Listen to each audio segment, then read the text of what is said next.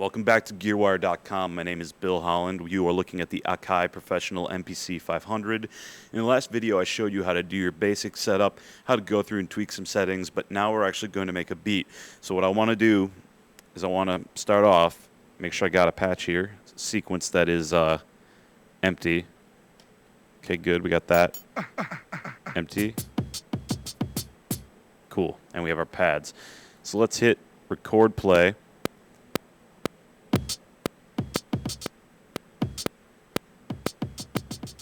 Now what I've done on purpose here is hit some notes out of sequence.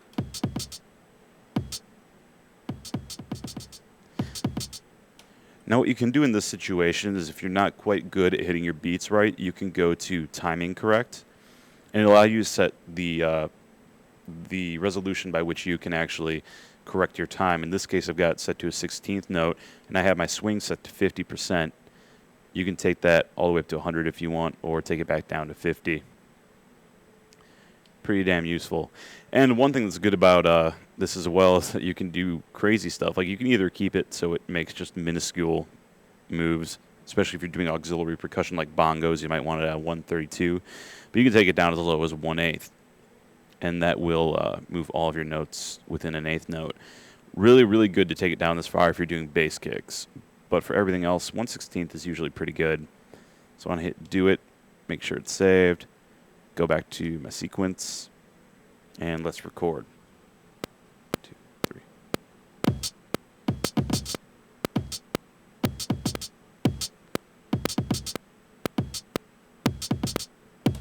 You can hear the corrector working there, so I'm going to erase this really quickly, and we're going to go back and make this beat all over again.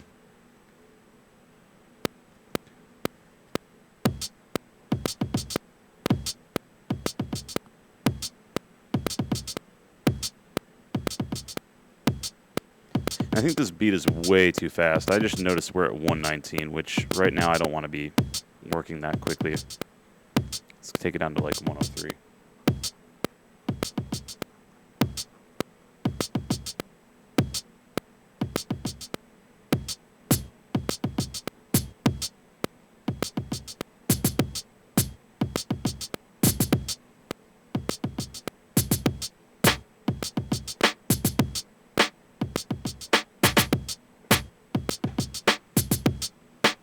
Let's check out some of the other sounds on here.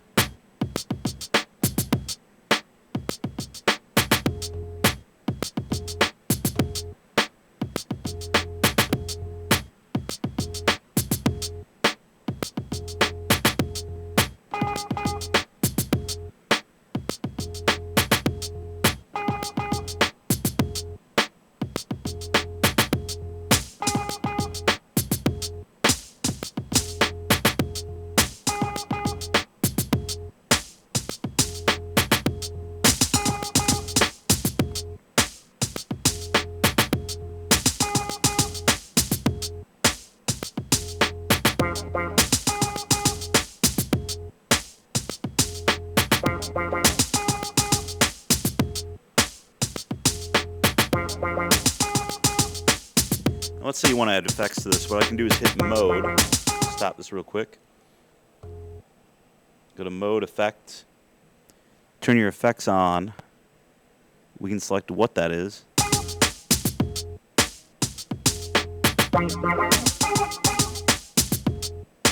Set the sweep rate.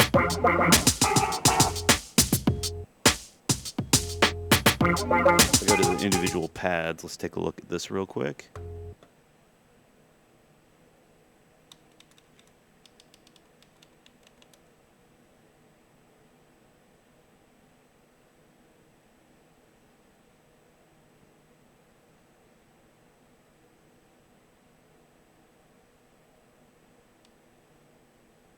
Okay, so here we can see where our effect sends are at.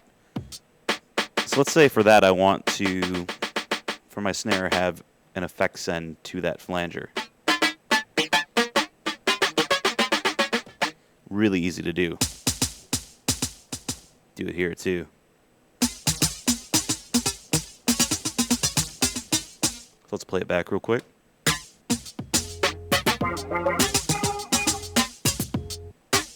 And now if I want to change it up, now you can really hear the effects of what I'm doing.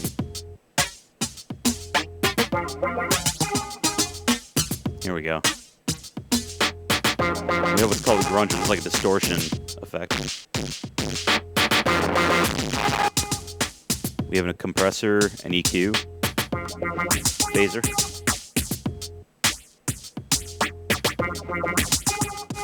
tremolo,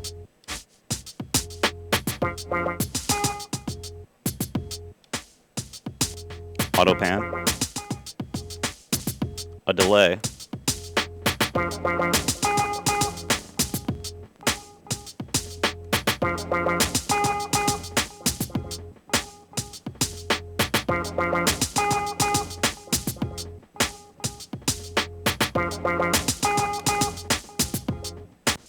and if we take it back the other way, there are chorus, and there's also a reverb in here, right here.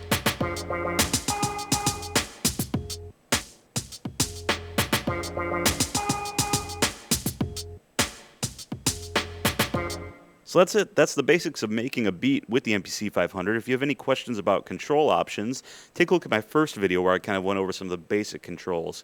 For more advanced features, get a hold of an MPC500, play around with it. Really, it's all about learning and getting the feel for how everything's set up.